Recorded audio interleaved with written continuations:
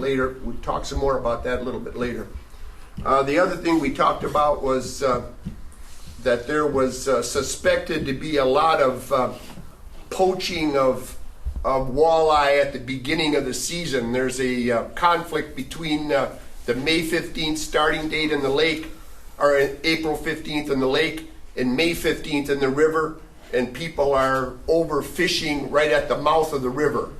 One of them, Ron Kloss, is on our fish committee, and we had a lot of discussion that we're going to have to be calling the DNR, and we have their telephone number and so forth. So when Ron sees that going on, we're going to call the cops so that they can stop that, because we think that may be some of the problem with limiting the number of fish spawning and affecting the fish population in the lake.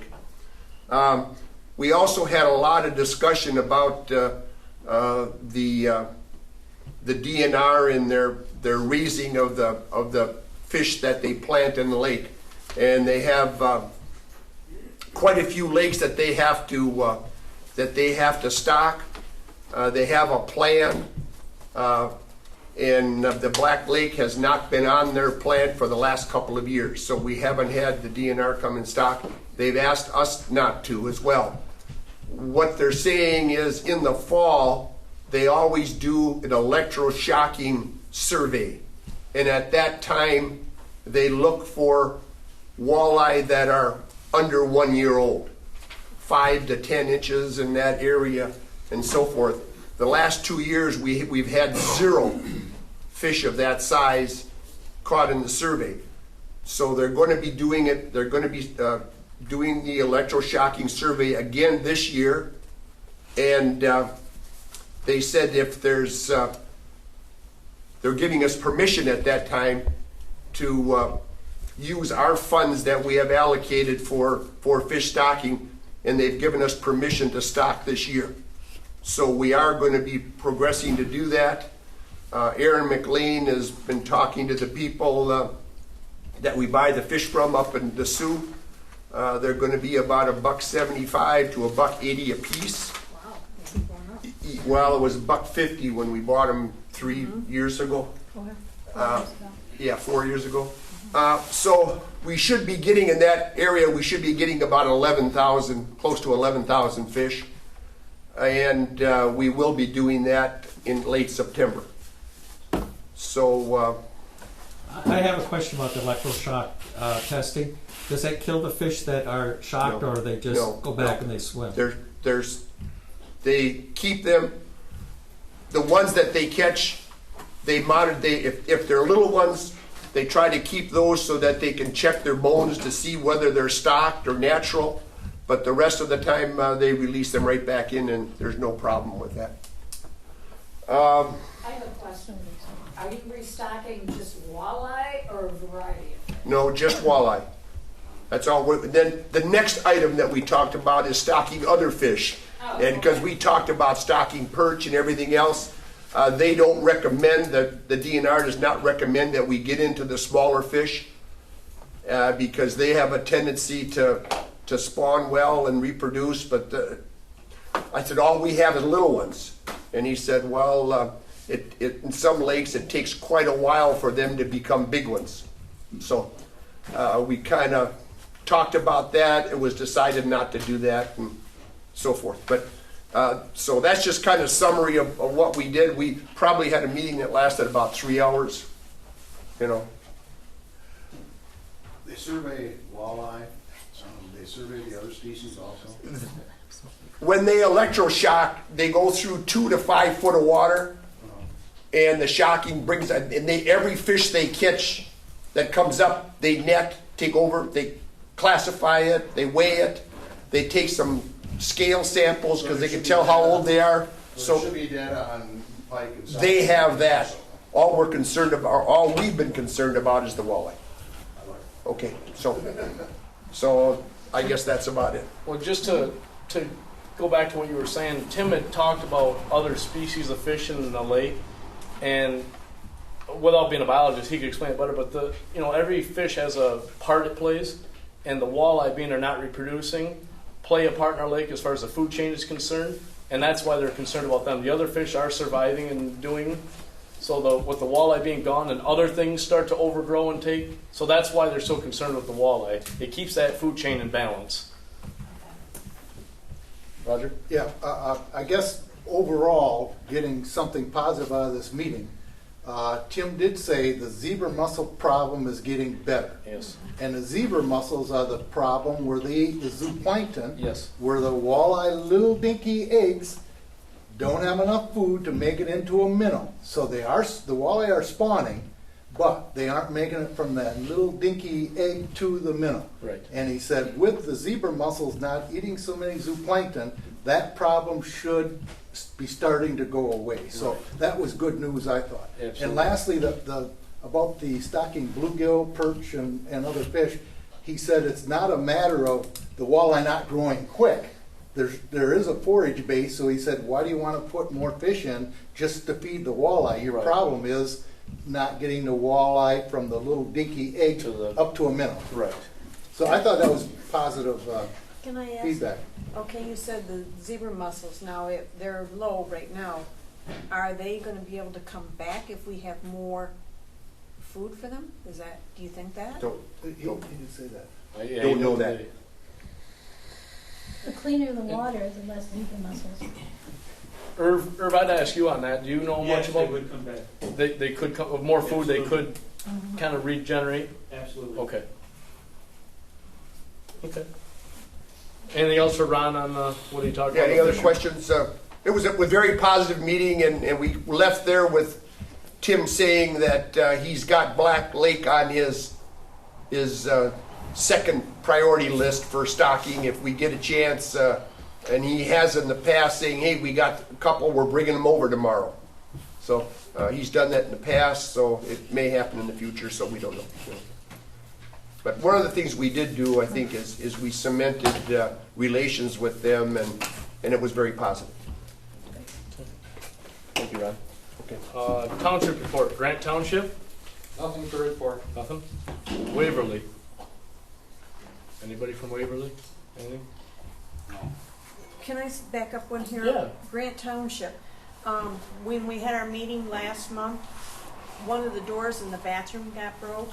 I don't know if you have Yeah, it on there. I do. Yeah, that's fine. We can talk right Okay. now. We can go back to that because Judy Chimner had contacted me. She's one we get the haul from. I don't think Judy's here tonight. Okay. No. Judy had contacted me that the women's bathroom, the door had been busted, And we did see that and from the left. somebody, Roger, I think, had noted that it was like that. We don't have a way to prove otherwise. She did send me a bill. It's a $40 bill to repair that door. So we're gonna have to take care of that because we do get the haul for free, and so It's Goodwill, I couldn't believe you did too. whether we did or did not do it, we're gonna have to do something for it. So Ron, I don't know, you had a Yeah, I'd like to make a motion that we make a donation to the Grand Township of $50 to cover the costs of that. We're not claiming responsibility for breaking the door, but we certainly don't want to.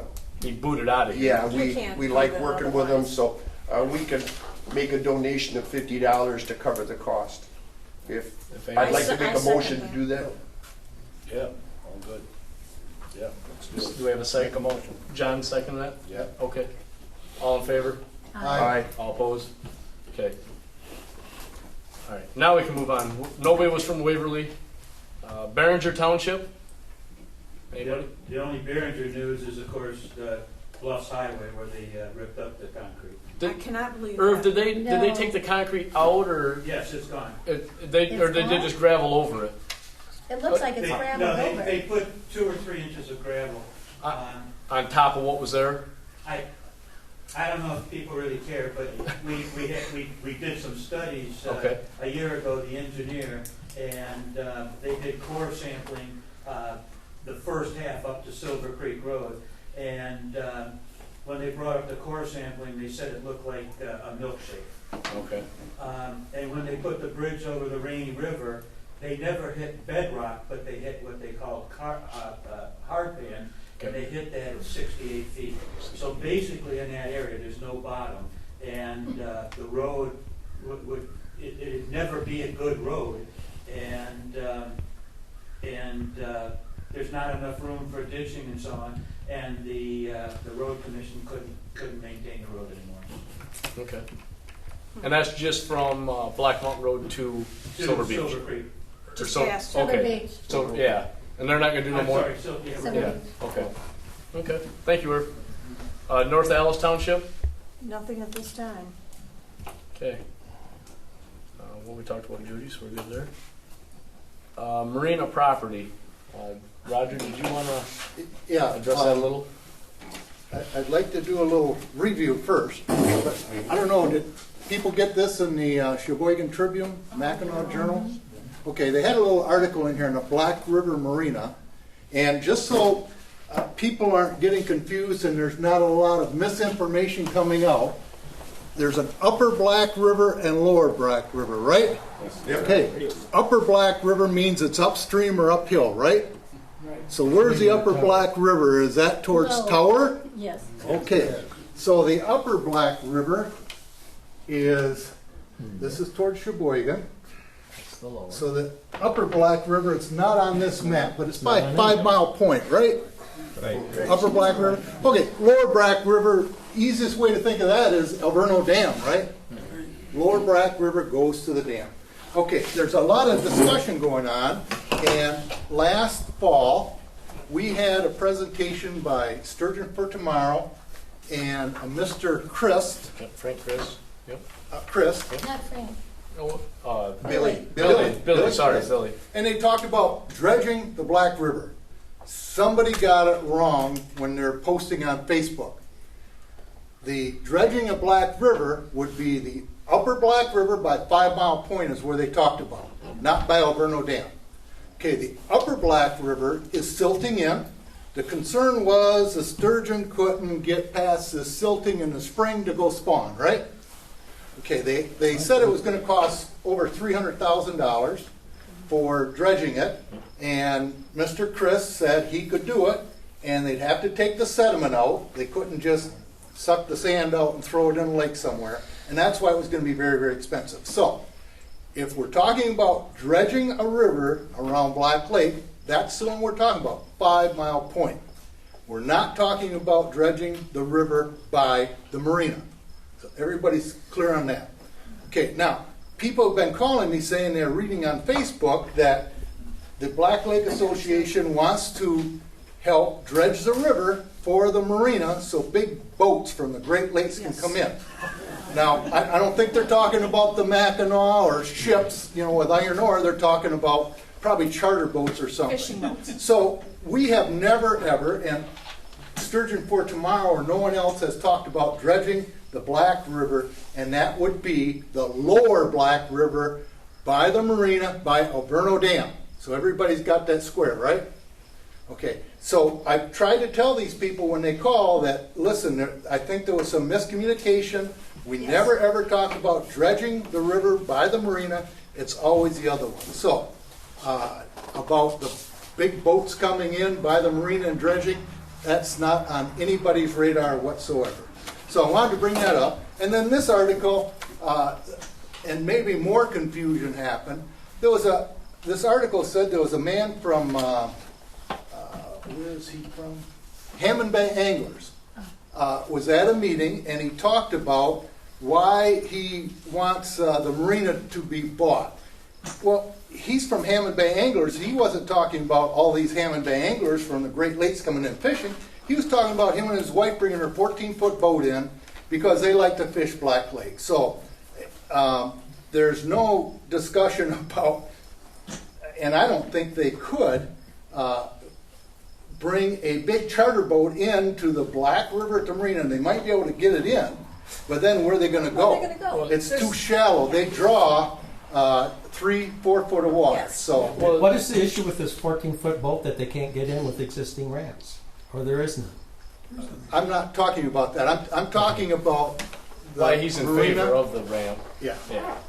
So that's why I wanted to bring this up so everybody knows. So if you hear somebody saying, "Oh, they're going to dredge the river," it's not the river by the marina, and it's not the river by Alverno Dam.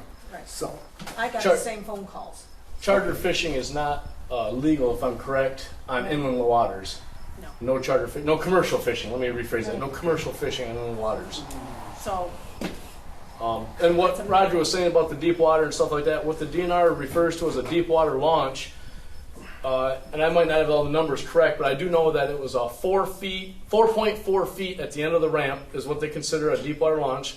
That is a state standard when they do a ramp. They got 30, Roger, you remember it was 32 feet in the water of concrete and 39 feet out of water. Right, the long pontoon boats. Right, et to cetera. allow up to a 26-foot boat. As most of you know, we own pontoons, 24, 26 foot, not uncommon on a pontoon boat. Not 26-foot fishing boats, to clarify that. Or Great Lakes boats. Right. I don't know who started that mess. I don't know. It ain't pretty. I mean, that's how. I'm finished. Yeah. The other thing I guess I wanted to mention is the fact that the DNR is going around there tomorrow at 9:30 in the morning. They're going to have They're going to make a presentation to the Sheboygan County Commissioners, and then tomorrow night at 6:30 they're going to be in this room making that same presentation to the Grand Township Board. And just so everybody understands the process for this, the DNR is asking their appropriations committee in a grant arrangement to get enough money to purchase the marina, and that's about $375,000, I think, was what Ron was asking for that. Right. The DNR or the government cannot buy it at that price until they have a formal appraisal. They won't have a formal appraisal until they kind of get the approval to get the money to buy it. Once they get that money allocated, then they can go through the formal appraisal. Then they can make an offer to Ron or to Rittner to purchase the marina. Now that only to buy the property. Then what they have to do is they have to go out and have a site wetland assessment. Then they have to have an environmental assessment after that. Then once they do that, then they have to have the land surveyed to see where the road is, where the property is, where the limitations of all that is, because they got to be paying for that. And then after that, they will verify the property lines, and then they will put together a plan of what they want to do with the marina, how they're going to have it laid out, what facilities will be there. That will all take place after they get an agreement that they can get the grant to buy the property. So when we're talking about the DNR taking over the marina and putting it in, it's probably 2 years away. The initial meetings that they're having is to say, here's what we want to do. We want to apply for this grant. They're looking for public support to do that. Then when they get that assessed, we get the money, then they will have further plans and they will have additional meetings with the public to say, here's what the facilities are, what do you want here? You know, we've got a lot of talk about they want to have people, the riparians on the lake want to buy gas there. They want to have restrooms. They want to have someplace that they can moor a boat while one is coming in and coming out. They're talking about the possibility of having a boat wash there at some $100,000 and so forth. So there's a lot of things that have to take place after they get the approval to get the money to buy it. So it's kind of a system. This would be something on the order of the Forks that was put in south of Sheboygan. Yeah, did he mention that? Hammond Bay or Maple Bay. No, I think he talked about It's a the boat Forks. launch. Yeah. it's about 4 or 5 years ago, maybe. Yes. Yeah, I think he talked about that. It would be similar to that scenario. It was one idea. Double ramp. some Yeah, parking. that's what they're doing. They want to increase the efficiency of getting in and off the lake. They want to increase the safety, so there's a whole bunch of things that'll be coming into that. Sure. Ron, I want to verify that You said tomorrow. I thought that meeting was on Wednesday. Well, they said it was the 9th, so what day is the 9th? Oh, okay. So, Yeah. that's what I was told. Linda? Ron, so this first money is only to purchase the property, and Yes. then they won't have any money to do any development. They have to do that's the way I understand it. I don't know how it's, I don't know what their process is, but they want to get a commitment to do that. Yeah, the first money comes from one place. The second part of the money comes from boat fees, Yeah. boat gas. Well, It's another yeah. funding source. Every So it register, could potentially sit there a while, even after Well, they they'll- purchase it. it'd probably take some time to gather funds and Yeah. I mean, there's gonna be engineering that's gonna have to go in, permitting. Yeah. Yeah, we don't know the timing, and yes, you're right. You know, it's all a matter of input, you know, how it's gonna go, but, you know.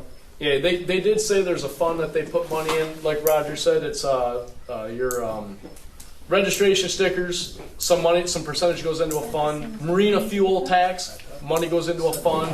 He mentioned a few other things that night. Yeah. All that goes into a fund, and then if they can get approval to buy it, they can take money out of that fund to help fund that project. So that would be where it would all come from. And it's, again, all approvals, permitting, and so on. But there'll be a lot more meetings going on Oh, yeah. as to what's gonna happen and get everybody's input as to how it's gonna go And keep Public it, input, did I hear you just say? yes, they, the DNR loves public input and they like agreement. They oh yeah. react to that, so, yes, that's what they're looking for. And they did also say, of course, the marina is still for sale to anybody else. So anything can happen in the meantime. Yeah, You know. yeah. I have a question. Jeff, what are you doing? Are you I'm videoing and recording the audio. There's some other members that would like to be able to see this, and I said, okay, yeah, I can record. So is there a possibility, I've asked you once before, is there a possibility we can get a copy of this? Absolutely, absolutely. I noticed that Did we get you the don't have last your copy? secretary here. I'll make it available. We didn't get the last copy. Pardon? The last one you taped, we didn't get the copy. I decided I was not going to post it. It was pretty heated meeting, and I thought it would not be best for everybody to broadcast that. But this meeting's going quite well, and I think I'd be glad to post this. We don't want you to post it. You never asked us. You know, I just. Okay, well, okay. I just wanted to clarify what it was. Okay. What you were Right. doing. Ron, you also had a sign back. I'm sorry. Go ahead. I was just gonna ask Ron, so you're the only one that saw that other one? That other video? Yes. I'm sorry? No one else saw that? No, video? I did share it with a couple people, maybe about 10 people. If you want to see it, it's still I don't there. wanna see it, I'm just Okay. wondering who saw it. Okay. I had requested a copy and we never got a copy. That's You why my requ- concern was. Oh, you requested a I copy? emailed you and asked you for a copy. I'm sorry, I did not get that email. And I know that probably is my fault, but I will give you a link to it. Ron, you want to talk about the signage that went up recently at the Yeah, ramps? another thing, on the back of the room there, you see stop, help stop the aquatic hitchhikers. These are new signs. These are new signs that were given to us by the DNR. And we put one of those at the Onaway State Park. I put one of them at the Behringer Township, North Alice Township Boat Launch. This one here will be put up at the marina. And then there is another sign that's at the State Forest Campground. And of course, this is our concern because we don't want hitchhikers coming into the lake. We want people to be concerned about that because we want to keep the lake pristine like it is right now. Now, this is similar to the other ones we had up, Yes. but this is more updated. Yes. Saying. Well, the other ones were beige and sort of Yeah. raw. Who Yeah. pays for these, Ron? The DNR, those were given to us by the DNR to put up there. Okay. All we have to do is, I think for the marina, I got to get a post to put it in the ground and screw it to. There So wasn't one in North Alice. Yeah. That was a different sign. yeah, A different one? At the Okay. 49 ramp you're Yeah. talking The- about? Okay. the You put sign one that- up there? no, there presently there's one at the state park, at the Behringer Township ramp, or the North Alice Behringer, Yeah, and also at the State Forest Campground. Oh, okay. And that one's going up at That the post that you need to put in, you need any help with that? No, it's no problem. Thank you. Keeps them busy. Yeah, so, but that won't be going up, and I didn't put it up at the marina yet because I wanted everybody to see it, and let everybody know what we're doing and what it looks like. So, Hey, Ron, you know that there's one more launch site downriver from the marina? It's a public. Oh, the road end. Oh, the road end? Yeah, that's they consider that an access site, so they don't really want to. well, We can't put one there. Yeah, I mean it's That's where they draw the water also for the fire trucks. is it? Yeah. Okay. And that's private property on Both sides, yeah. Well, I think there's a lot of places like that, but they're not They considered. launch, I know people launch boats there. Oh yeah. well, you know, it probably wouldn't hurt to get. I could get another sign. If we can get permission to put it up, though, you Yeah, gotta watch well- where you Yeah. property. Same thing for Corbett. Yeah. Yeah. Pardon? Same thing for Corbett. Yeah, Corbett and Zollner, and I mean, there's a lot of those sites, Yeah. but Right. you know, you got private on both sides. Yeah. You kind of gotta watch what you. But those public ones that we put those up and just some concerns. Sure, sure. Shoreline study info. I've made a few phone calls to the health department, Sheboygan and Presque County. Jeff and I had spoke about this, and he gained some info, so I called the same contacts that he did. The health department informed me that if we had a shoreline study done, and we found hot spots on the lake, referring to septic leakage and so forth, that we could turn that info over to the health department, and they can enforce action on these septics to be fixed. They can go to the homeowner, they can suggest they fix it, and permits got to be drawn, and septic's got to be improved or modified, whatever it's got to be done. If the people don't have money, they got to come up with funds. If they don't come up with funds, they can condemn their home.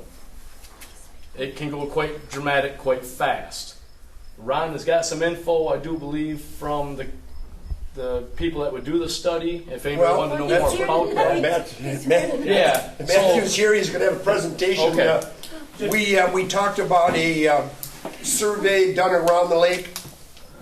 We got a price from the tip of the Mitt, and we thought to have everybody here to hear about it. So we've asked Matt if he would come in and give us a little presentation on what it would be. So, If you want. Just real quick on that health department thing. Yes.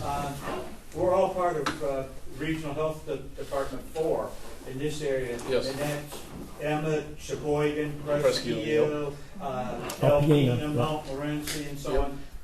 Any area surrounding the lake is covered under the district.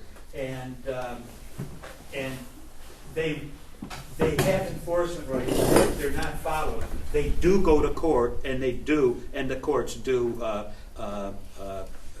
mandate correction. I guess to reiterate, my concern with that is we have that done and we submit the paperwork and the health department comes out and forces you to fix your septic. You don't have the money and they take you to court, fine you, this, that, and the other thing that comes down to condemning your home. And who's the no good SOBs that did it? Us. And I don't know if I want to be part of that. And that's my emphasis on that situation. I would suggest if we're going to do something like this, I think that we ought to maybe look at having some funds available to help a homeowner that is in a situation with income. let's let Matt do it. Yeah. Tell us about the thing, and we'll see I know. and then we'll discuss it. Yeah. You want to introduce them? Oh, Yeah. this is Matt from the tip of the Mitt, and he's a fellow that gave us an estimate for doing the survey and also a green Talk about the green belt. green belt survey around the lake. And there's a lot of controversy about green belts. Wanted to make sure that we understand what's going on. Tied in with that is with the green belt and so forth, there was concerns about high water this spring. There's some concerns about that, so all of this may tie together once we get done with the presentation and what's going to happen, okay? So, all right, Matt, thanks, go ahead. Ron. Yeah, so thanks for having me. It's great to see a really involved lake association. You guys are doing good stuff here. It sounds like there's some issues around the lake. Shoreline related, non-shoreline related, but I wanted to talk about a survey that Tip of the Mitt does and has done for the last 15 years to assess the health of a lake in terms of its shorelines. So I'm going to give you guys a video recommendation. Actually, if you haven't seen it, watch that sturgeon video that the tribe made. their fisheries division made a video dedicated to sturgeon, and it's wonderfully done.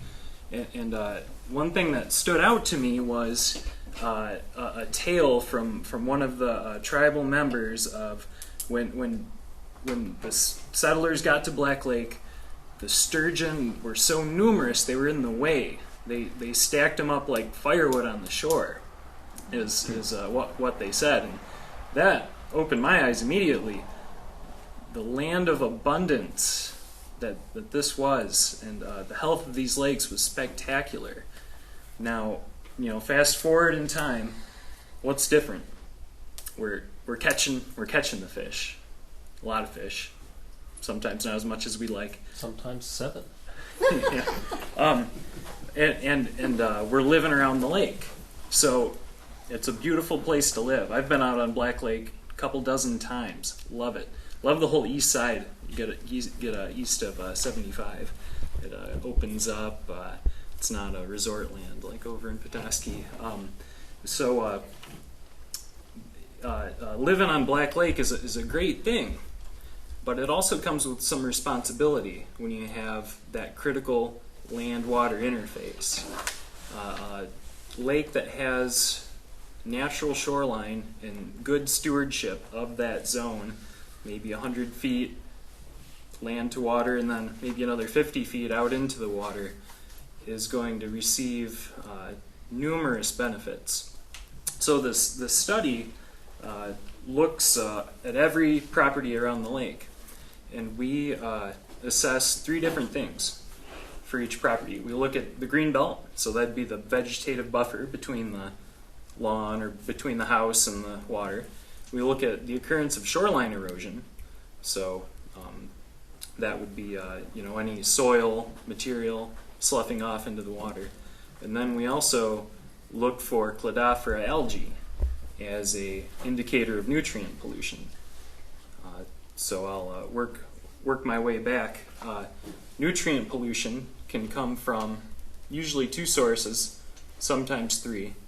We see failing septic tanks. So everyone has their house around the lake, and sometimes these septic tanks are forgotten. If you're a seasonal dweller there, it's something you only use a few months out of the year, and it's something that generally isn't your first priority when you're going for your summer on Black Lake, is to worry about that septic tank.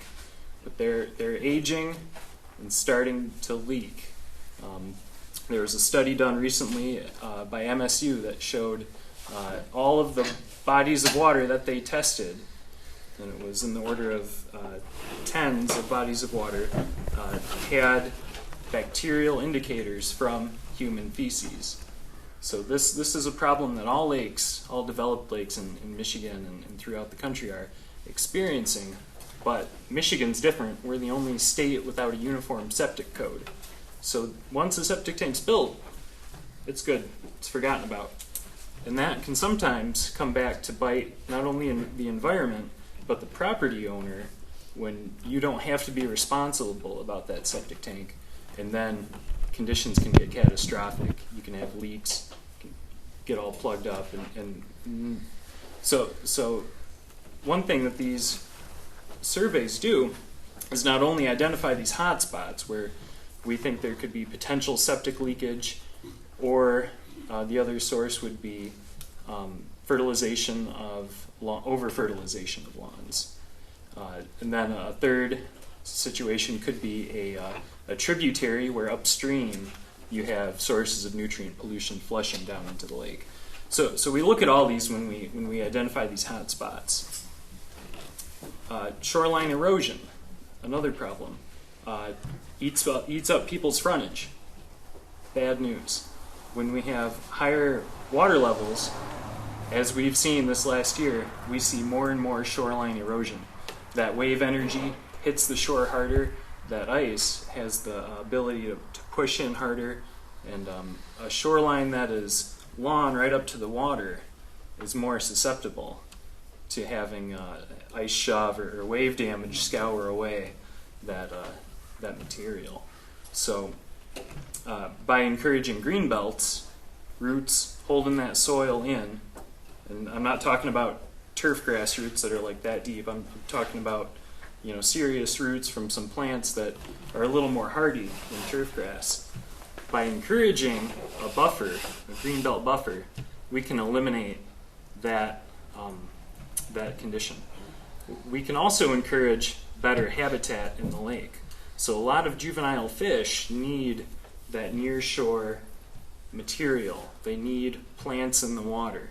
They need dead limbs out in the water for shelter, for surface area that can provide them food.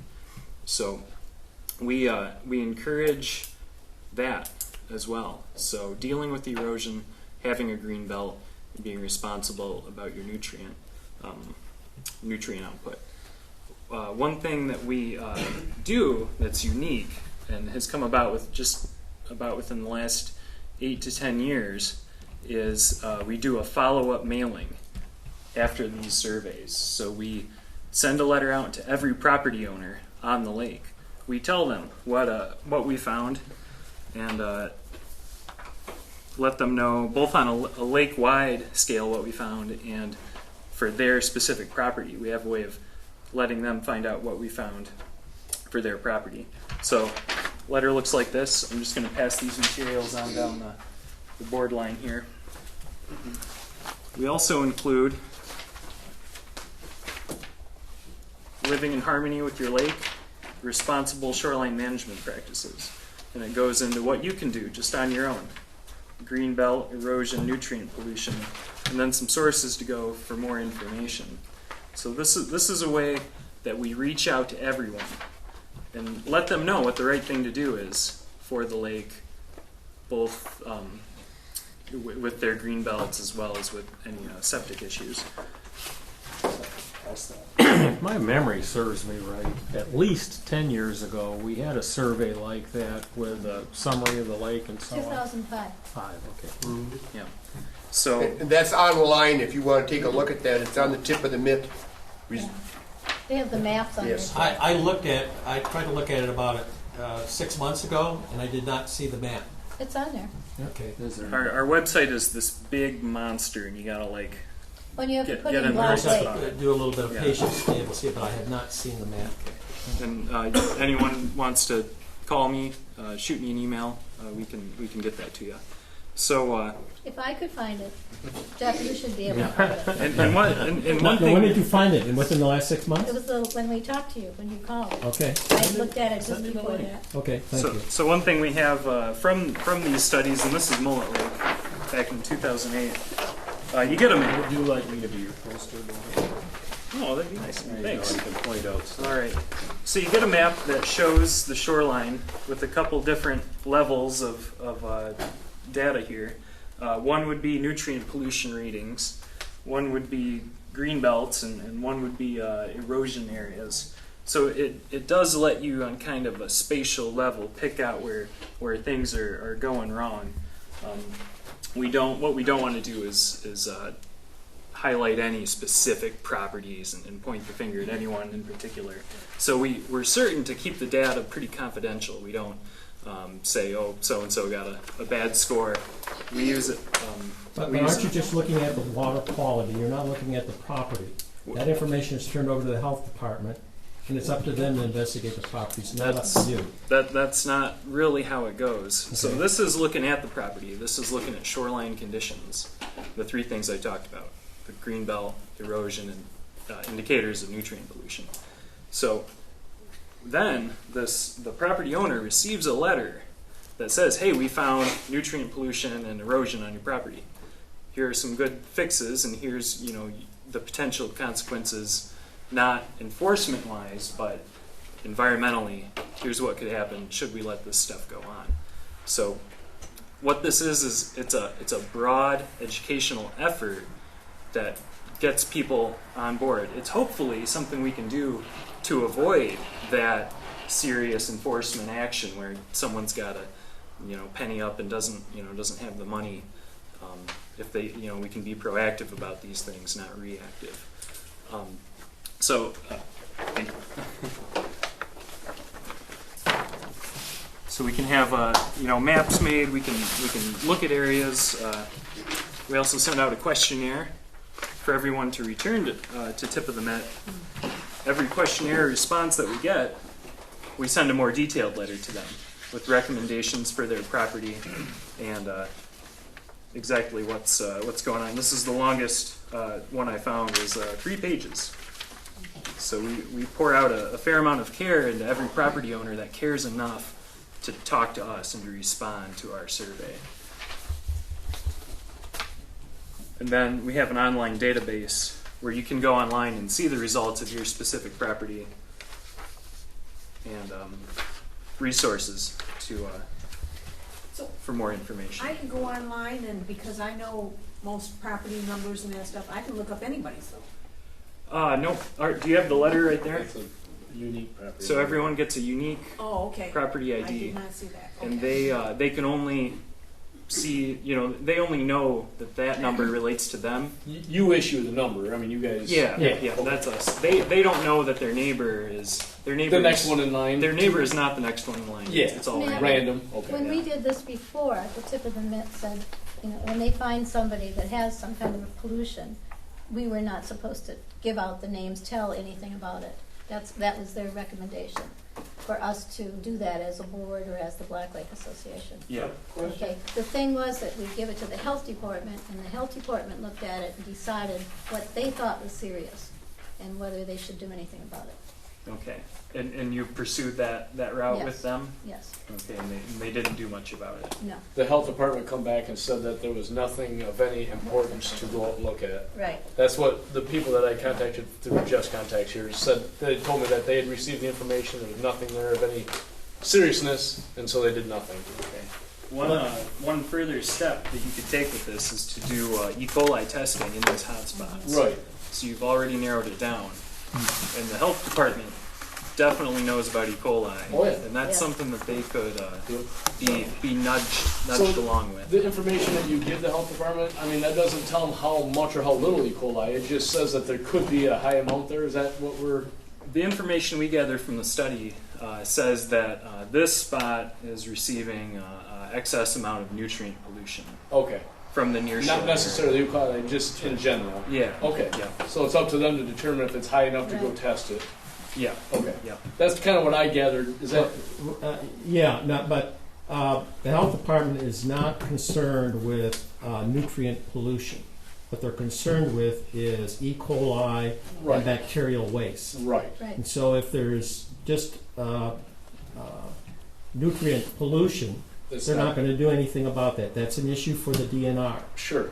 But if it is E. coli or bacterial waste, then it's a health department And issue. then they start doing their testing, and that's what they relayed to me. But they start doing testing and determine that it is human, not a farm nearby or ducks or whatever. Yeah. Okay.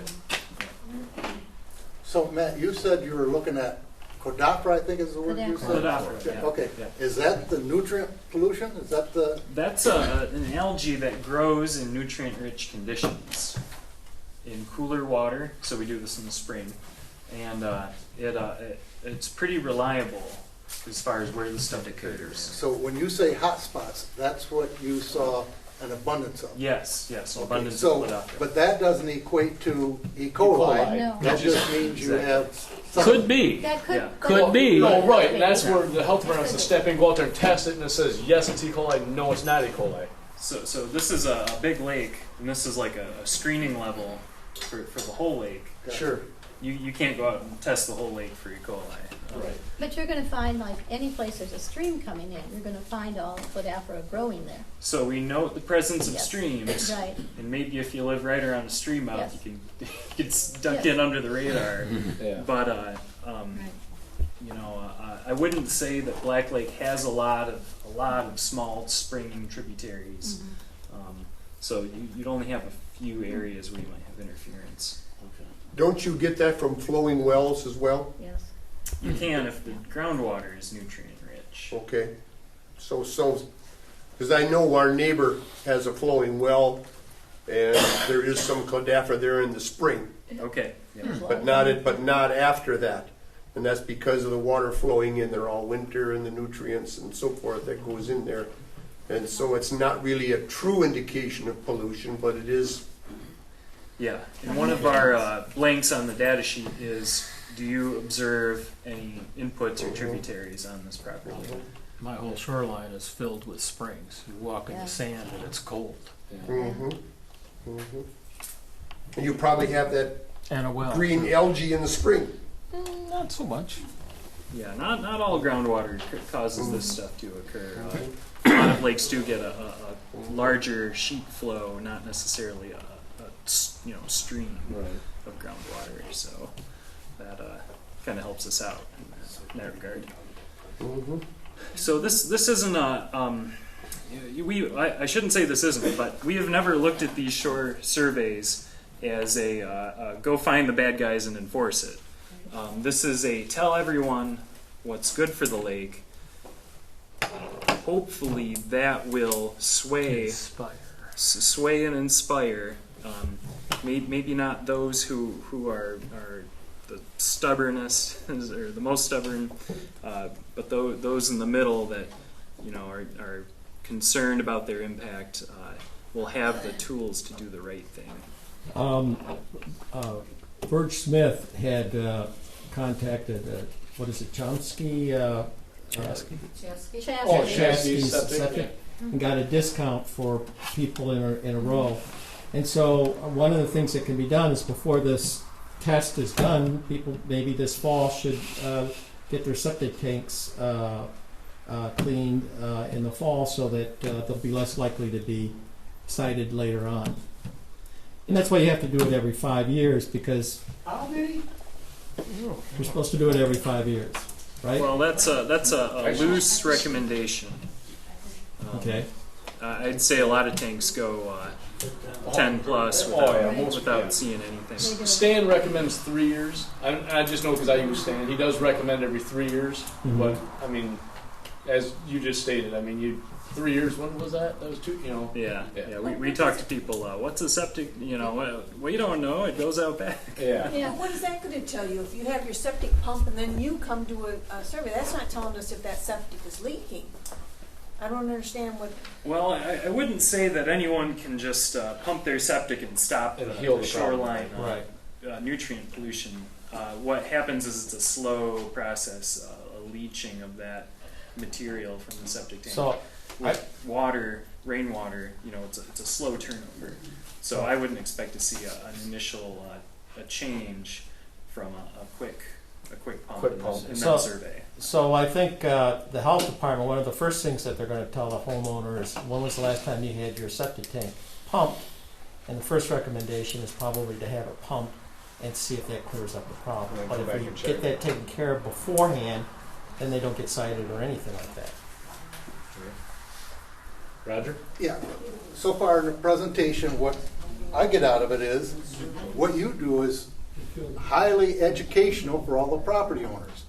You're going to give them something to look at. You're going to explain in your letters about Codafra, about the green belt, and what was the third one? Oh, erosion, shoreline erosion. So you're educating everybody around the lake some good things that we all ought to do to help the lake out. So I don't see any harm in that. No. So I'm on board with that right away. So now we get to this Codafra study, and that's the indicator that there might be a lot of nutrients in the lake, and maybe it's in front of my place. So you're going to allow me to go online and see if I got a hot spot. Yep. And if I do, I go, whoa, now what's going on? Is it my septic? Is it something? Can I call you and go over what you found? Absolutely, and that happens. I probably get 3-4 calls a day when we do a big lake. Okay, and then people we encourage it. In my survey, I wrote down that I have an artesian well, a flowing well. I could say, could this flowing well be doing it? Because I also got it going into a little pond before it goes out into the lake. You might say, oh yeah, that would give you more Codafra. It might not be your septic. Yeah. Right? That sounds like you have a good working understanding of how this yeah, you could also add to that the ducks and geese are flocking around the front of my place, and so that the high nutrient level is due to them. Yeah. That's right. An indication on the lake study does not mean that the owner is polluting the lake with a septic tank. Mm-hmm. So So I'm all for this so far with this. so far, But we haven't heard the money, cost yet. yeah. You got more to say before we get into money? I might just let you guys take it away. Oh, wait, there's a question. Question. Oh, yeah. Not being a riparian, I probably don't really have a say in this, but I'll ask anyway. What's the end objective in all of this? Is the end objective, I mean, do you want drinking water, quality water? If so, the lake is sterile. What is the end objective here? What do you people hope to accomplish? I'm for the green belt, I'm for the erosion and so on, but does anybody really think the lake is polluted? Well, you know what? It's just like when you go to a doctor and you get an annual checkup. You don't walk out of that doctor's office and say, boy, I'm glad I found out that my liver is failing and my heart is failing. You want to walk out and say, I got a clean bill of health. And that's the same thing for the lake. You didn't answer my question. What is your end objective? So I'd It's say to verify that we don't have any kind of pollution problems on the lake, including septic If it's just issues. a check for Cladophora, everyone that's on the beach, you can walk a half mile this way and you can walk a half mile this way, and you've done your survey. You don't need to pay $10,000. I'd say what we're looking at is an overall lake health picture. And so, you say Black Lake is real clean right now, and it's been real clean, as long as you can remember. But as we move forward, to preserve this for generations to come, nutrient pollution is a real thing that's happening. But again, like I said, that's a greenbelt issue. It's just like the dead zone in Lake Erie, and it's like the dead zone in the middle of the Gulf of Mexico. That's nutrient, and that's greenbelt. I'm for greenbelt. You're absolutely correct.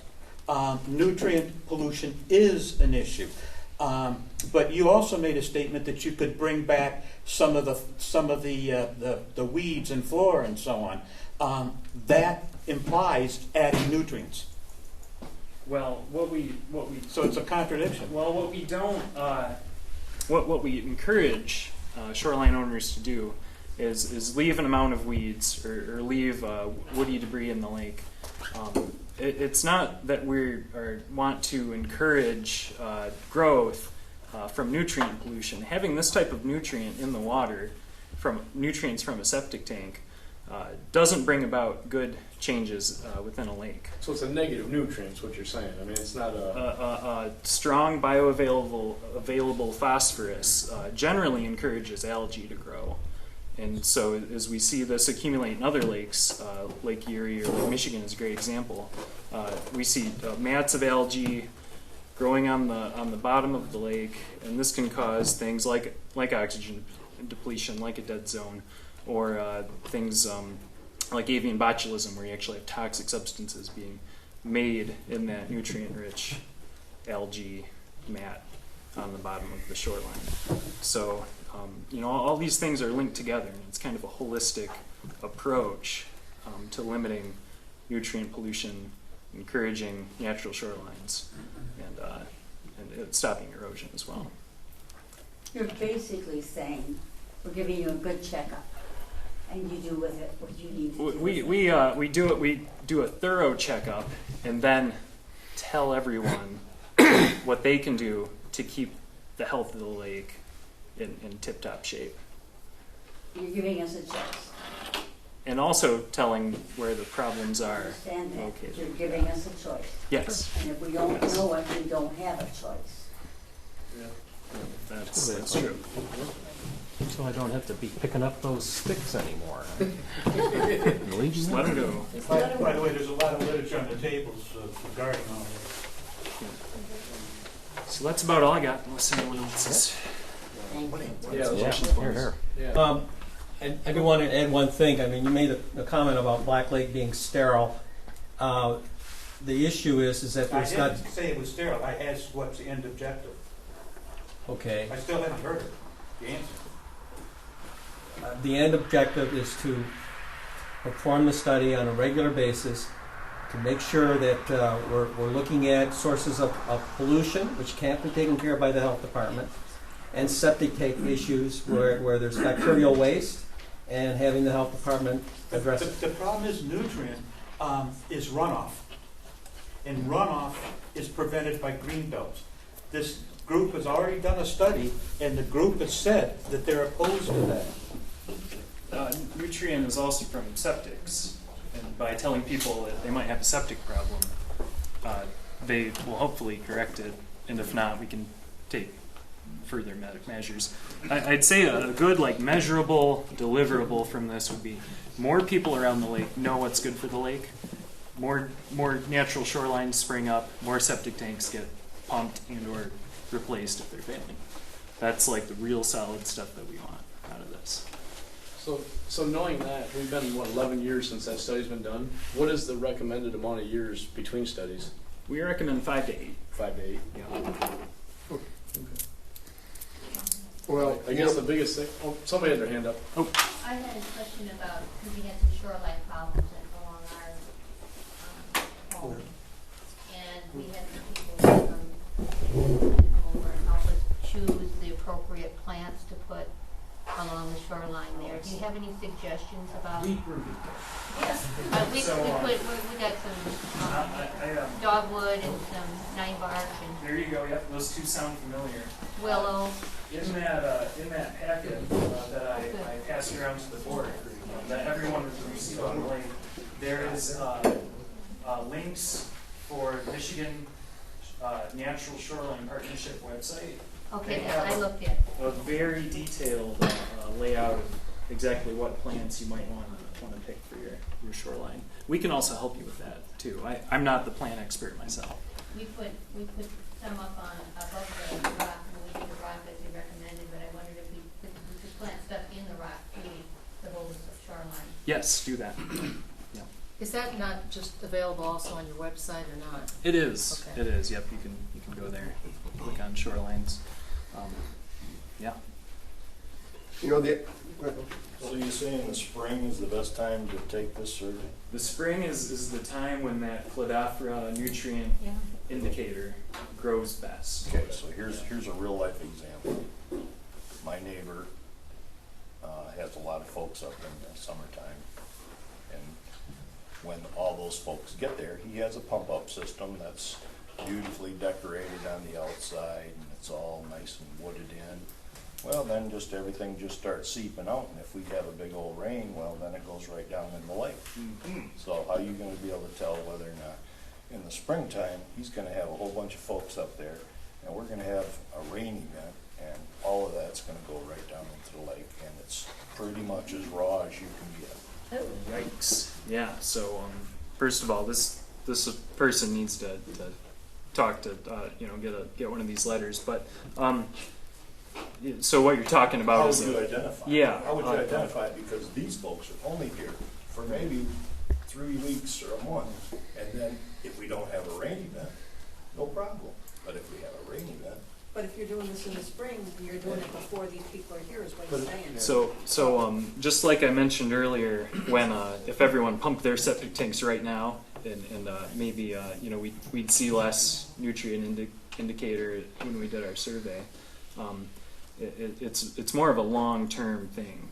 So if you've got sewage on the ground, seeping into the ground, it's a slow and steady release. Yeah. It's not like you turn it on. So it'll still show. It'll still. And it would still show. In the spring. That's why, like the dead zone in Lake Erie. That's why the U.S. Department of Agriculture they can't mandate, but they're telling farmers, don't spread manure in your fields when the fields are frozen because it runs right off and so on. Of course you're going to have nutrients in spring runoff. Of course.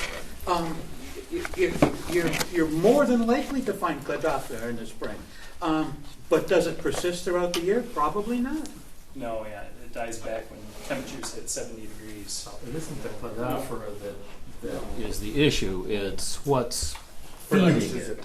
But I guess also there's a timeline here. When you guys get on the study, they get the information. The health department gets contacted. They go out and test it. Probably midsummer by that point, eh? Yeah. I mean, realistically, so they're going to test it when all these high times are going to be happening anyway.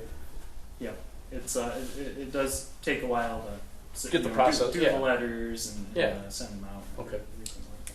To answer John's question about, the neighbors with a problem with their septic, anyone, whether they're a neighbor, visitor to the area, can make a complaint to the health department, and the health department will not identify you, and they'll just investigate. So that can be done at any time that you can call the health department to report this problem.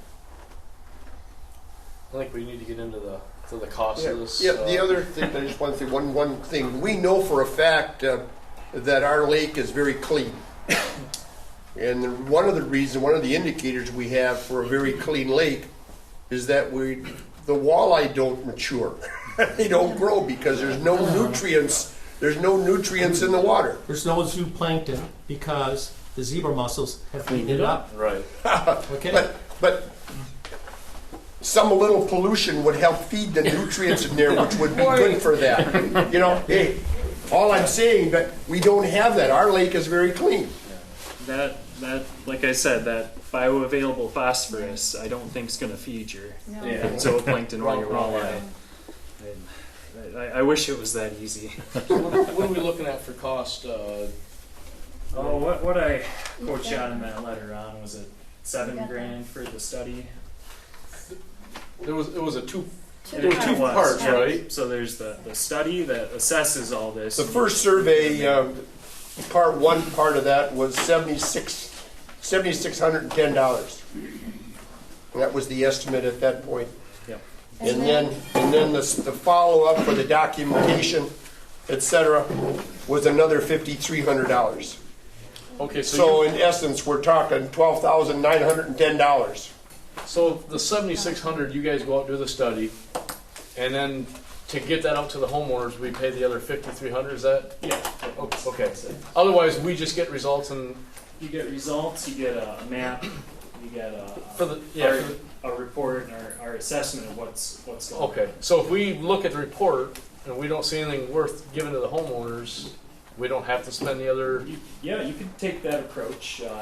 Just so I know, so everybody understands. It slows the process down a little bit. Okay.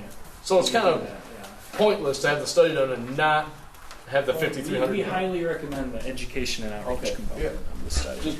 It also indicated in here that the study would be done next year, in the year 2017. Right.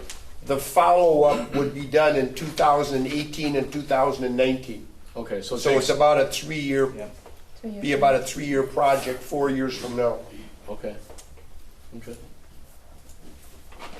I have a question. Why that seems like a long lag. I mean, you're going to have different homeowners And that is something we encounter. What happens is we survey up until July, when that cladophora goes away. By the time we enter the data, get our ducks in a row, it's like late August, and people are heading out of here, not in touch with their shoreline, not able to go out and look at it. So we wait till the following year when they get up here and send out the letter to everyone, usually June 1st, and then we can talk with them over that whole summer. So you're looking more at a year instead of 2 years. Yeah, we're looking at a 18 year, instead of and then when they return the questionnaire that summer, after they get the letter, the following summer we can send them the letter. I could look at speeding it up too. I could look at doing questionnaire responses that same year. I have a question. What percentage of the people respond to the negative? We are at, on average, I want to say 30%, 20 to 30. It varies by lake. So 30. Yeah. 75% just don't do anything about it. Or Yeah. they don't respond to them, they may do something on their own. Yeah. That's my problem with this too, is, you pay for this information and we know where the problem is, but there's no real incentive for that person to fix their problem. They're part of the problem, other than goodwill. If they find out about it and they say, "Oh, Christ, I'm polluting. I better fix that." There's no hammer. I'm not a Pollyanna, but I like to swim in the lake, and if I know there's shit in the lake. Yes. Some people will say, I don't care. But a lot of people will say, oh, what can I do? Well, yeah, you would hope the majority, but apparently it's not the majority, it's a third. 30% respond. That doesn't mean they don't do Well, something. yeah, that's true, that's true. And that's just in that voluntary realm. Yeah. You know, there is the bacteria testing, getting the health department involved, which is more of the enforcement. I'd say reserve that for bad, you know, the worst case scenario. This is true, yeah. Do you send this to the health department, or it's up to us? Us? Send the info to the health department. We could build that into the follow-up. I just wanted to know, I want us to see it first. Yeah, we can do that. I too. want We us can to review it. Work, yeah, we work with you guys as the primary, of course, you know, the body funding the study. Ron? Just matter of information, this spring, we sent out a survey to 830 people, of which 504 of those were members. The survey results that we received were 100 were returned. So only 100 out of the 530 answered. Out of the 800. But then we sent 504 were members. We sent a survey out or a newsletter out to every property owner around the lake. 830. 830. This is a marathon, not a sprint. You got to keep building awareness, and it will get better. I understand, and all I'm saying is that our result was we've got 12% of the membership answered. We never got a survey request. It was in the It's in the newsletter. It was in the newsletter. It was in the newsletter that you got in the spring, asking us for your priority as to what we're working on. And Ron, what was the number one concern? Was it water quality? That was the highest priority rating, yes. And the lowest was Greenbelt. Okay. Well, I think, there's some residue on the Greenbelt issue because some years ago there was a county-wide initiative to mandate, and if you had a front yard, you had to put in 50 or 30 feet or whatever it was, and a lot of people said no. It's a different approach if you say, hey, if you put this in, the water in front of your place is going to get better. Looking at Build first part, build second part as it goes through the. Now, does it ever go over your estimate? Rarely. No. Like a large amount or a small amount? In my 3 years at Tip of the Mitt, I've only heard of one time when we had to work to increase a budget when it goes over. And if it's under budget, do we get a return, or you guys pocket the difference? We let you know what we spend it on. Okay. And if we come under, we can get you Okay. party. Great. You want to table this? When do we need to let you guys know the deadline to get this done in the spring? You guys let me know before the end of the year. Okay. So by January 1, you need a response one way or the other. Yep. If that works for you. I know this isn't all the members in here, but I'm just kind of curious in the room, who's in favor of having this survey done? Who would like to see this done? I'm not into it. 12 people? How many? Did you do how many people are here, do you think? 29 people. 29? Roughly half. I don't know if that gives you any indication, but I just thought I'd be curious. I think you want to table this, a meeting to get further discussion and information. Move the table. Yeah. I'll second the table. Okay. Do we have to vote on it? You don't vote on it. Okay. We're going to table that 1 month just so that we can get some more information, further discuss it with other members and see what everybody feels. The other thing I had on the schedule tonight was election of board positions, because last meeting we elected new members, and we were going to elect board members, but we have 3 non-present, so I think I'd like to Table it. table that for a meeting as well, so everybody's present, we can see, we can rope one of them into doing something. You guys agree with that? I move that we table the election of officers until our next meeting. So moved. Okay. Now we gotta vote on that one. Yeah. All in favor of that? Aye. Opposed? Okay. I was going to move to public input, but first, Irv, you got some information tonight, and I don't want to let it go on and on, but if you can give a few minutes and tell us what you got going on, I'd appreciate it. Well, I certainly gave my input on the survey, but I go to all these seminars and inland lakes meetings and so on, and I always got a grab bag of stuff, and rather it sit in my basement. If any of you folks want any of that, take it from me, please. Get rid of it.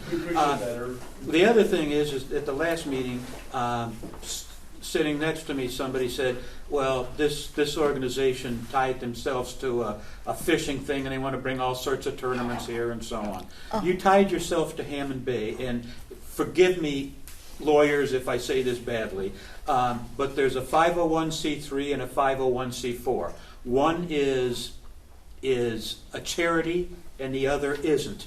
Hammond Bay is a 501c4. They are not a charity. Their contributions are not tax deductible.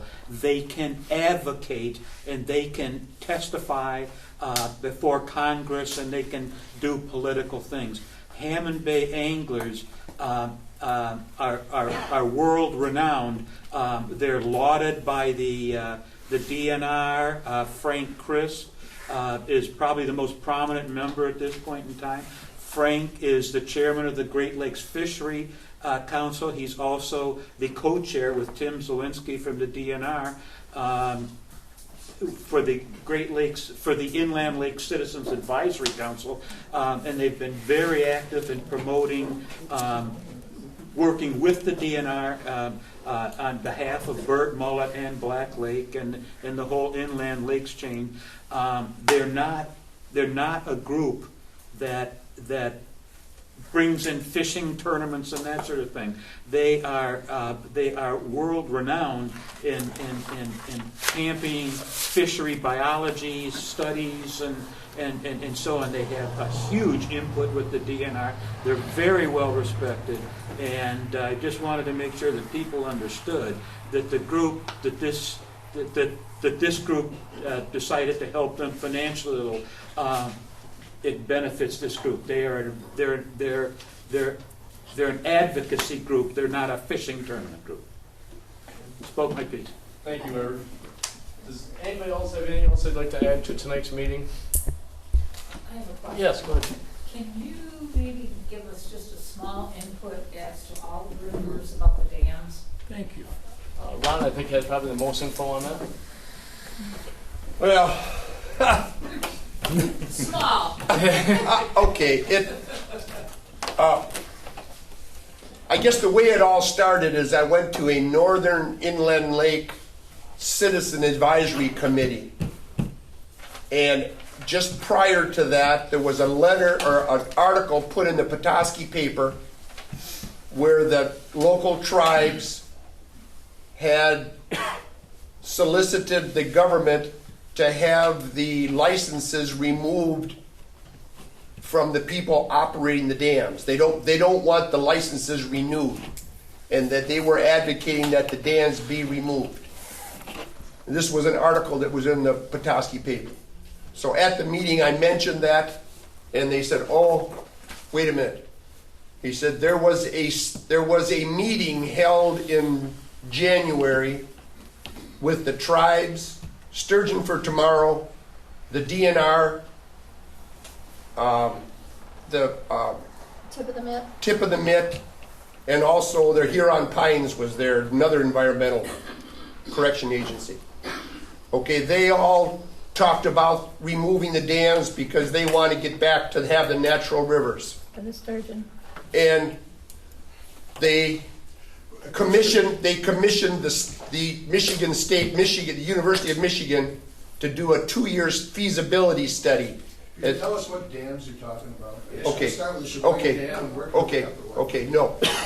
The article referred to the dams on the Black River, okay? Which in my information were 3. El Verno Dam, the Keebler Dam, and the Tower Dam. After investigating it, they said, we're only advocating Tower and Cleaver. They're not involved at El Verno at this time. Okay? So they said the feasibility study were just for those 2 dams. We were contacted by some students from the University of Michigan, and they did interviews of different people around the lake. I don't know how they got my name or our name, but they got some names. They came over and they spent time with my wife and I. And they talked specifically about fish. And I said, well, fine, you know, that's what it is. I said, I would be totally in favor of removing the dams if you could guarantee that the lake level will not change. And they said, well, the lake level has no matter. It's not included in this study. And we said, well, you know, it should be, because it has an effect on the lake. They went away. Okay? Well, it was interesting too, because when they were asking us questions and talking to us about all this, and I sat there were 2 girls, and I listened to them, and Ron kept asking them questions, and they didn't always know the answers. And I said, you know what? I said, I have to say that my husband is a civil engineer. He knows quite a bit about water and all the other things, you know, that go on. And I think, you know, you ought to be up to speed when it comes to answers for these things, because like we asked what's going to happen to the level of the lake. Well, we don't know, you know. They didn't have any answers. It was just like it was off the top of their head. And it was very interesting, but these are the people doing the feasibility studies. So then, you know, that they went away, and the study is going to take 2 years. And in the meantime, every meeting that we go to with the DNR, we ask the question, if you remove the 2 dams, what effect will it have on the fish in the lake? We're the fish committee, you know, so we want to see what they said. And they said, well, if we remove the Tower and the Cleaver Dam, it's going to be beneficial to the sturgeon, because they'll have better spawning routes. You know that sturgeon are not reproducing naturally in the lake. I said, no, I didn't know that. And they said, well, that's why we have the hatchery, and we're doing that part of it. So the whole thing is they want to return the river to its natural state. To make it better for the sturgeon.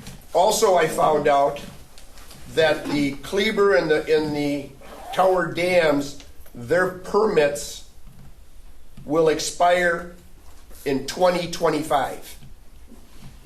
So I guess we have between now and then before they find out whether their permits are renewed. I talked to the fellow who runs the dams, Jim Tucker, and I said, are you aware that they're having this feasibility study? And he said, no, I'm not aware of that. So hopefully he will do some investigating and find out. The dam owners knew nothing about it. Right. So then I asked him, I said, well, in your process, are the dams profitable? I didn't want to get into a lot of the dollar things. And he said, yes, the dams are profitable. To what extent, I don't know. I don't know if they're a lot, minimum, whatever. But they say they are profitable. He also said they're for sale. This is all 3 you're talking about, Alverno, Flavor, and... Yes, we're talking about all 3 dams. Now, the Alverno Dam, the operating permit or the license for that expires in 2043. Okay, and in conversation, I talked to a gentleman that if the Alverno Dam is removed, the lake level will drop 4 feet in the summertime. And then in the wintertime, it'll come back up again because of Smith Rapids. So you're gonna have, if you're repairing, you're gonna have a mud flat in the summertime when the dam is down, if the dam is gone. And another thing was that if they take out the two dams, the tower and the Cleaver, yeah, if they take those out, it could put added stress on the Alverno, which could cause that to have big problems. Well, right now, the dam owner kind of uses, if there's a lot of rain, he'll choke down the two upper dams and open the lower one. Right. I mean, so he has some control. Okay, I've been looking at some of the information that's in our file. They indicated that in 1965, in 32 hours, the dam raised, or the lake level raised 1 foot, and it was in April. So Mother Nature, because there's 560 square miles of watershed that feeds our lake. You're thinking of the watershed. Yeah, That's 10,000. but you know, we got a 10,000 acre lake.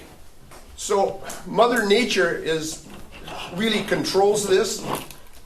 They talked about what's the controlling factor. Well, Smith Rapids is a big controlling factor on lake level. A number of times in the spring when the lake level is high, I've gone to the Alverno Dam. The pond in front of the dam is at a level of 610.5 feet. You go to the marina where the other gauges for that, and the lake level there was 614.5 feet. So there's 4 foot of difference between the marina and Alverno Dam because of Smith Rapids. Okay. Has anybody tried to validate that the elevations are correct at both locations with a, like a Garmin? Doesn't make any difference because they're relative. I don't care what is. They don't change, and there's always going to be that 4 foot difference. Well, I understand because of Smith Rapids. Yeah. Yes, But the idea is that it's 614 feet, 610 feet. Are they the true measurements? For well, every time the level is at 614, there's high water at my place, and that's all I care about. Yeah. But I don't know if it checked. Okay. I don't know if that it's relative.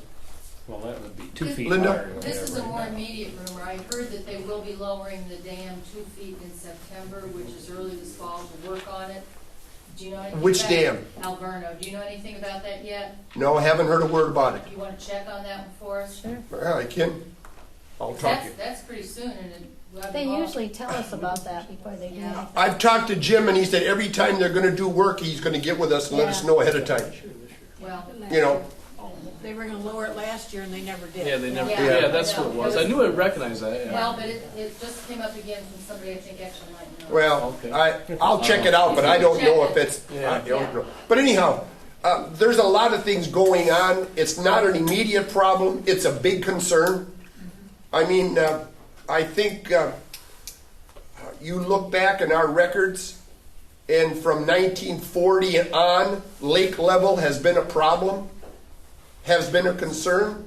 There was a big investigation where the Black Lake Association was having the state representatives and the federal representatives involved, and they had the Corps of Engineers to do a bunch of studying. It's on the website. You can read about it under archives. And so there's a lot of things that have done. There's a lot of history on that. I read an article in there that was written that the Keebler Dam, if the water comes through there, if it's full, it'll fill the lake up anywhere from 7 to 1 foot within 2 days. So, it's a concern. I can't give you any more answers because they're still studying it. And they're all kind of rumors. Yes. To some extent, and I'm sure if anything becomes more Well, aggressive, I'm sure there's a lot of people, organizations, Congress, whatever. there is a big push in the state to remove small dams. Traverse City. Yeah. Okay? Yeah, Well, what they- They're concerned about it and everything else, and there's a lot of articles. I think, I believe the Sheboygan Dam is owned by the state. I think I've seen some indication where they own that because that's a waterway. Okay, El Verno Dam is owned by a private company. So, Yeah, do you know anything you about know, this? That sounds about right. The Yeah. Sheboygan Dam is an official thoroughfare Yeah. for the federal You know, waterways. So, you know, and there's no, as far as I'm concerned, El Verno's is every bit as important as the Sheboygan Dam. Okay, but that controls 2 lakes. Well, I think, Okay, so, well, I think there's a cost factor too, right, Ron, about repairing versus Well, tearing down or yeah. rebuilding, and then that's factors in too. So I mean, you know, if it's one of the things they said back in our archives was the fact that if you remove Smith Rapids, then the dam would be a positive control to lake level. Okay? They looked at doing that. And in fact, the Presqu'île County Commissioner, the Sheboygan County Commissioners got together and they were going to have a special assessment district to do repairs to the dam and take out Smith Rapids. They said the property owner said it cost too much and we don't want you to do it. You'd have to raise the dam 4 feet. Hey, that's hey, earthen then they dam. looked at the association having a special assessment district in here to repair the dam. They said, no, we don't want to do that because then we're totally responsible for the dam. So then they talked at that time it was going to be about $200 and some odd thousand to remove Smith Rapids, which meant that the property owners were going to be assessed $3 per foot for 10 years. We need to elect a congressman Yeah. from the lake. So there's a whole bunch of things, and it comes back to money, control, Hey, Bill, you want to run? and I don't know what to tell you. It's always money. You know, Mother Nature controls the water level. The dam, they try to get it down. We don't know what the story is. I'm sure that the tip of the Mitt, other organizations, they want to return the rivers to their natural state. Main reason is because of the environment, because of the fish.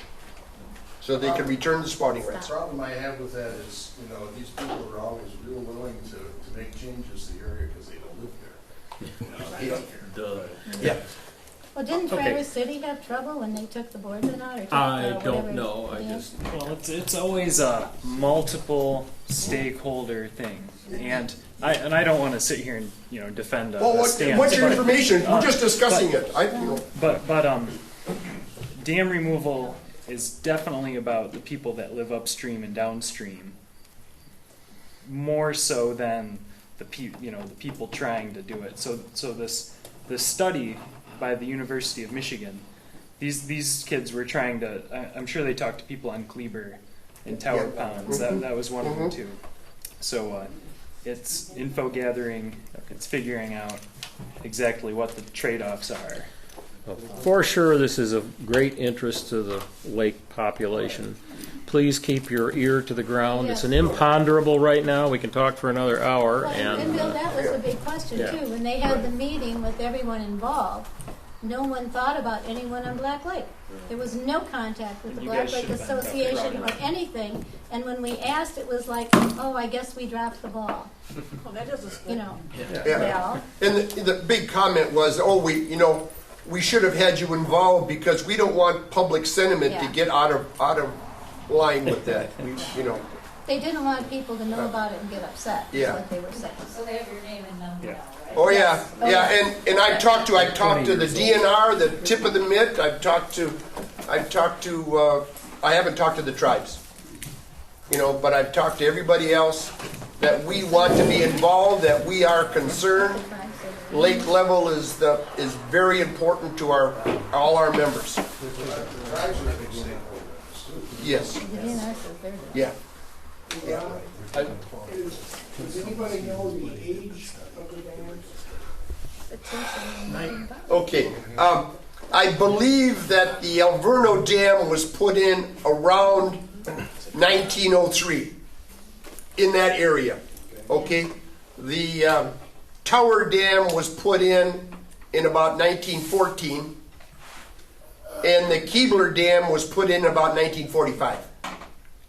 Okay, and I assume they were put in for power? Yes. Yes. Don't quote me on all those dates. It's in those areas. I'm gonna. Okay, you're taking a hook on your ride. I've got 2 things left. Thank you, Matt, for coming. We appreciate the information. We will be getting with you. Thank you. And number 2, next meeting, September 12th, 7:30 here. And last thing, motion to adjourn. Anybody? I got one more thing, and I said that I would bring it up on Gino's page. People asked if they could get the thing recorded, get this meeting recorded.